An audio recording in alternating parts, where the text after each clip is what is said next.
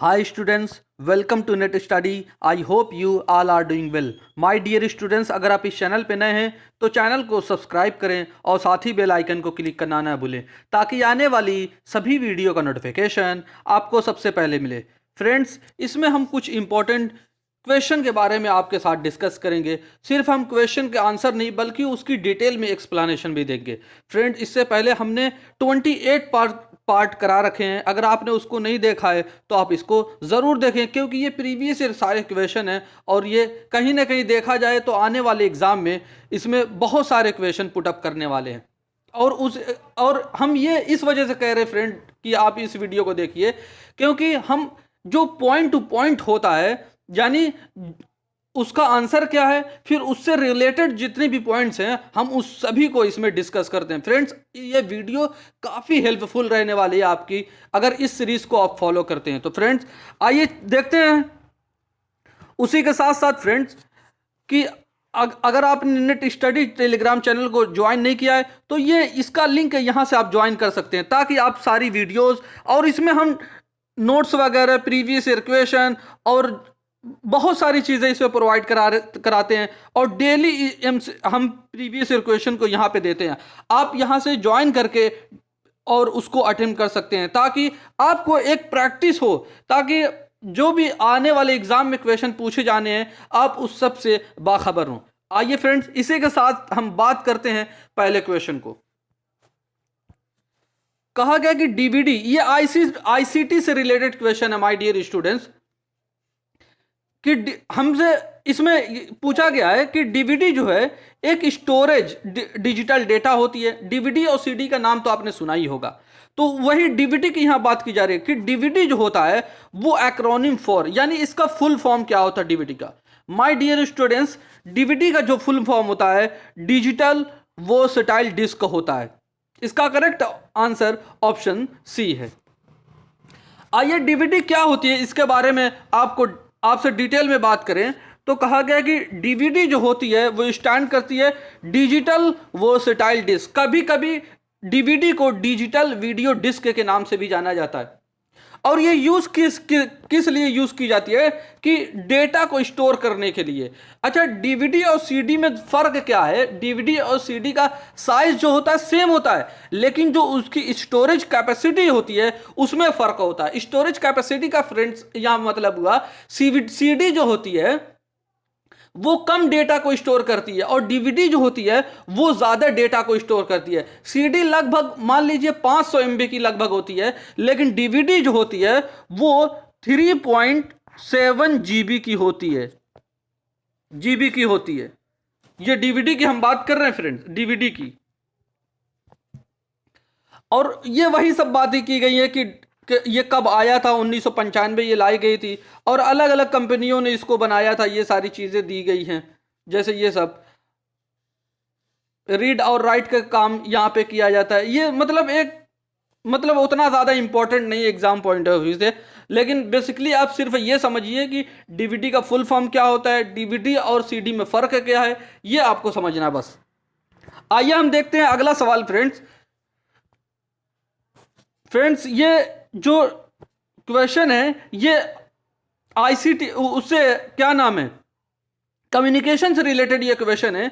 कहा गया कि a teacher decide to form 6 group of student, यानी एक टीचर है जो 6 लोगों का ग्रुप बनाता है। क्या करता है? असाइन करता है a sub theme to each group for discussion and reporting, यानी जो ग्रुप वो बनाता है उनके लिए कुछ मतलब विषय उन लोगों को दे देता है। असाइन यानी प्रोवाइड कराता है सभी ग्रुप को, किस लिए? कि वो इस पर डिस्कशन करेंगे और उसकी रिपोर्टिंग करेंगे। हमसे पूछा क्या गया इसमें कि which model of communication best describe his her strategy in this regard, यानी इसमें पूछा गया है कि ये जो क्वेश्चन किया गया है ये सबसे अच्छा इसका कौन सा मॉडल होगा? ट्रांजैक्शनल मॉडल होगा, लीनियर मॉडल होगा, या फिर हॉरिजॉन्टल मॉडल होगा, या फिर इंटरेक्शन मॉडल होगा। माय डियर स्टूडेंट्स, इसका जो करेक्ट आंसर है वो ऑप्शन ए है। इसके लिए ट्रांजैक्शनल मॉडल बेस्ट है कि जब एक टीचर जो फैसला करता है कि कुछ ग्रुप में स्टूडेंट को बांट दे, उनको जो है मतलब एक थीम दे दे, विषय दे दे कि वो उस पर चर्चा करें, उसकी रिपोर्टिंग करें। आइए हम देखते हैं कि ट्रांजैक्शनल मॉडल क्या होता है। अभी ये सारी चीजें आपको क्लियर हो जाएंगी स्टूडेंट्स। कहा उससे ट्रांजैक्शनल मॉडल से पहले हम बात करेंगे कम्युनिकेशन की। कम्युनिकेशन क्या होता है? एक प्रोसेस होता है। कैसा प्रोसेस होता है कि जो भी इंफॉर्मेशन होती है और जो अंडरस्टैंडिंग होती है एक दूसरे व्यक्ति की, यानी एक व्यक्ति से दूसरे व्यक्ति तक इंफॉर्मेशन को पास करना, उसको आपस में समझना, यही कम्युनिकेशन होता है। ये कम्युनिकेशन का एक प्रोसेस है। और ये जो प्रोसेस होता है इंपार्ट करता है क्या? आइडियाज को, और मेकिंग करता है वन सेल्फ अंडरस्टैंड, यानी एक को समझाता है बाय द अदर्स, दूसरे के द्वारा। In the communication process. अच्छा, इस कम्युनिकेशन प्रोसेस में होता क्या है? एक सेंडर होता है और एक रिसीवर होता है। सेंडर क्या होता है? मैसेज को इनको सेंडर को स्टूडेंट्स एक बात यहां पे याद रखिए, सेंडर को जो है इनकोडर कहा जाता है, और वो मैसेज को इनकोड करता है। फिर वो किसी चैनल के थ्रू, यानी किसी ये चैनल के थ्रू अपने मैसेज को भेजता। कहां पे भेजेगा? वो रिसीवर के पास भेजेगा। रिसीवर को डिकोडर भी कहा जाता है। स्टूडेंट्स आप ये बात जहन में बैठाए रखिए कि रिसीवर को डिकोडर भी कहा जाता है। फिर वो मैसेज जब पा जाएगा रिसीवर, तो उस मैसेज को डिकोड करेगा। डिकोड करने के बाद क्या करेगा? आफ्टर प्रोसेसिंग द इंफॉर्मेशन, जब वो एनालाइज कर लेगा मैसेज को, तो रिसीवर क्या करेगा? Send back the appropriate feedback. फिर वो उसके जवाब में सेंडर को कुछ मैसेज देगा, यानी जिसने पहले मैसेज भेजा था फीडबैक के रूप में उसको कुछ देगा। यही एक कम्युनिकेशन का प्रोसेस होता है कंप्लीट। यानी सबसे पहले क्या होगा? सेंडर होगा, मैसेज होगा, फिर उसके बाद चैनल होगा, फिर उसके बाद रिसीवर होगा, फीडबैक होगा। यानी बेसिकली ये 5-6 चीजें हैं जो एक कम्युनिकेशन प्रोसेस को कंप्लीट बनाती हैं। आइए फ्रेंड्स देखते हैं, हमने कम्युनिकेशन को समझ लिया, कम्युनिकेशन बेसिकली होता क्या है। आइए ट्रांजैक्शनल मॉडल क्या है जो हमें क्वेश्चन में पूछा गया था, इसके बारे में समझते हैं। कहा गया कि जो ये मॉडल है, मॉडल ऑफ कम्युनिकेशन, यानी ट्रांजैक्शनल मॉडल की बात की जा रही है। कहा गया कि all the person engage in sending, यानी जितने भी इसमें व्यक्ति होते हैं वो, यानी सेंडिंग यानी इनकोडिंग, मैसेज को इनकोड करते हैं। रिसीविंग यानी मैसेज को डिकोड, रिसीविंग कौन करेगा? रिसीवर करेगा। सेंडिंग कौन करेगा? सेंडर करेगा। तो ये साइमल्टेनियसली होता रहता है। और जो इसमें सेंडर और रिसीवर जो होते हैं वो आपस में बदलते रहते हैं टाइम टाइम पे, क्योंकि आमने सामने गुफ्तगू होती है, आमने सामने जो टॉक होती है, इंफॉर्मेशन को पास किया जाता है, उसमें तुरंत फीडबैक मिल जाता है। इसी को बात कर रहे हैं कि each take turn to send and receive the message.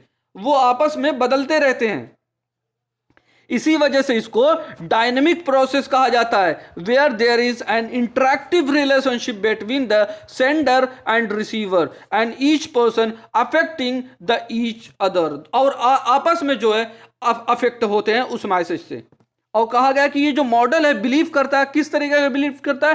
कि ये एक कंटिन्यूअस प्रक्रिया है, जो लगातार होने वाली एक प्रक्रिया है फीडबैक की। ये कम्युनिकेशन में ये एक कंटिन्यूअस प्रक्रिया है फीडबैक की, यानी फीडबैक तुरंत मिलता रहता है। और ये जो मॉडल है ये यूज किया जाता है इंटरपर्सनल कम्युनिकेशन के लिए। यानी इंटरपर्सनल कम्युनिकेशन क्या होती है फ्रेंड्स, हम ये सारी चीज को एक अलग वीडियो में आपको बहुत डिटेल में बताएंगे। फिलहाल यहां पे सिर्फ इतना समझ लीजिए, इंटरपर्सनल कम्युनिकेशन जो होती है वो दो व्यक्तियों के बीच में जो बात होती है, गुफ्तगू होती है, आपस में आइडियाज का ट्रांजैक्शन होता है, इंफॉर्मेशन वगैरह का, उसी को इंटरपर्सनल कम्युनिकेशन कहा जाता है। ग्रुप कम्युनिकेशन तो आप समझ गए होंगे, ग्रुप डिस्कशन क्या होता है, उसकी रिपोर्टिंग, यहीं से हमें सवाल पूछा गया है कि जो डिस्कशन और डिबेट होता है, रिपोर्टिंग उसकी की जाती है, तो वो कौन सा मॉडल होता है। इसी वजह से ये इसका जो करेक्ट आंसर था ट्रांजैक्शनल मॉडल था। और एक बात और जहन में आप बैठाए रखें फ्रेंड्स, जो ये ट्रांजैक्शनल मॉडल है इसको सर्कुलर मॉडल के नाम से जाना जाता है। यानी इसका एक और नाम है क्या? इसका एक और नाम है कौन सा? सर्कुलर मॉडल इसको कहा जाता है। आई होप फ्रेंड ये सारी चीज़ें आपको क्लियर हुई होंगी।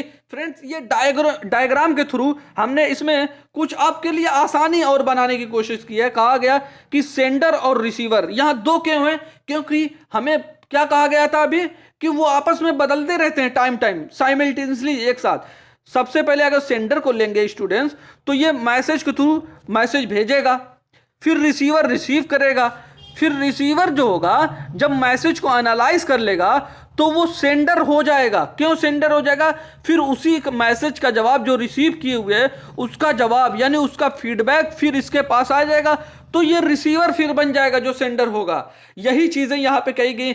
इसी वजह से ये सर्कुलर मॉडल के नाम से भी जाना जाता है, जो कि घूमता रहता है और ये कंटिन्यूअस प्रोसेस चलता रहता है। आई होप ये चीजें आपको क्लियर हुई होंगी। फ्रेंड्स आइए हम देखते हैं अगला सवाल क्या है। कहा गया कि find out the odd one, हमें ढूंढना है कि विषम का पता लगाना है। इसमें विषम नंबर कौन सा है? ऑप्शन ए में दिया गया 19, ऑप्शन बी में दिया गया 17, ऑप्शन सी में दिया गया 13, ऑप्शन डी में दिया गया है 12। स्टूडेंट्स अगर आप इस क्वेश्चन को, इस ऑप्शन को, चारों ऑप्शन को अगर गौर से देखें तो आपको एक चीज पता चलेगी कि 12 जो है 2 से डिवाइड हो रहा है, लेकिन 19, 17 और 13 2 से डिवाइड नहीं हो रहा है। इसी वजह से हमें पता चलता है कि इसका जो करेक्ट आंसर है यानी ऑड हमें ढूंढना है। ऑड क्या होगा? ऑप्शन डी हो जाएगा इसका करेक्ट आंसर। अच्छा 19, 17 और 13 जो है अगर आपने थोड़ा बहुत पढ़ा होगा तो ये जो तीनों हैं ये क्या है? प्राइम नंबर है, ये प्राइम नंबर है। लेकिन 12 जो है एक इवन नंबर है, इवन नंबर है। आई होप ये चीजें क्लियर हुई होंगी आपको। आइए हम देखते हैं अगला सवाल। कहा गया स्टूडेंट्स में कहा गया कि जो 8 लिखा हुआ है 8:66, फिर डबल रेशियो यानी प्रोपोर्शन दिया गया है, फिर हमें ये जगह खाली दी गई यानी क्वेश्चन मार्क दिया गया है और हमें ये कैसे आया 38 ये बताना है। अगर फ्रेंड्स इसको हम पता कर लें, फ्रेंड्स अगर हम इसको पता कर लें, इसको ये कैसे आया तो हमें पता चल जाएगा। अगर थोड़ा बहुत देखें फ्रेंड्स तो 8 का स्क्वायर कितना होता है? 64 होता है। इसमें 2 ऐड कर दिया गया, क्या हो जाएगा? 66 हो जाएगा। तो ये जो 66 आ गया। अब ऐसे 38 कैसे आया? फ्रेंड्स अब ऑप्शन के थ्रू हम देखते हैं। अगर 2 का स्क्वायर करेंगे तो 2 का स्क्वायर 4 होता है। क्या हम 2 जोड़ेंगे तो 68 आ जाएगा? नहीं आएगा। 6 का स्क्वायर करते हैं, 6 का स्क्वायर कितना होता है? 36 होता है। इसमें 2 ऐड करेंगे तो हमें कितना मिलेगा? 38 मिल जाएगा। फ्रेंड्स ये हमें पता चल गया कि यहां पे 6 रहने वाला है, तभी तो 6 का स्क्वायर प्लस 2 ऐड करेंगे तो हमें क्या बनेगा? 38 मिल जाएगा। फ्रेंड्स ये चीजें आपको क्लियर हुई होंगी। यानी 8 का स्क्वायर किया गया, 2 ऐड कर दिया गया तो 66 हो गया। वैसे ही 6 का स्क्वायर किया गया प्लस 2 कर दिया गया तो 38 हो गया। आई होप ये चीजें आपको क्लियर हुई होंगी। आइए हम देखते हैं अगला सवाल। फ्रेंड्स ये हायर एजुकेशन से रिलेटेड है, जो कि सेंट्रल और जो प्राइवेट यूनिवर्सिटी है उसके बारे में बात की जा रही है। कहा गया कि which of the following are the central universities.